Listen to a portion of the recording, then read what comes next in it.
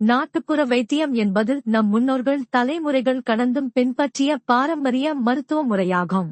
இது இயற்கை செடிகள், வேர்கள், இலைகள், பழங்கள், விதைகள், மரச்சாறு, தேன் போன்றவை கொண்டு செய்யப்படும் சிகிச்சை முறையாகும்.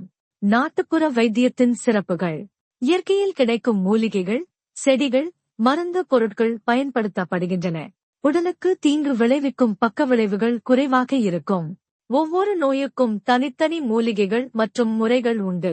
பொதுவாக கிராமப்புற மூத்தவர்கள், வைத்தியர்கள் மற்றும் சித்தர்கள் இந்த வைத்திய முறையை கையாண்டனர். சில பொதுவான நாட்டுப்புற வைத்தியங்கள்: சளி, இருமல், துளசி இலை, மிளகு, சுக்கு, தேன் சேர்த்து கஷாயம்.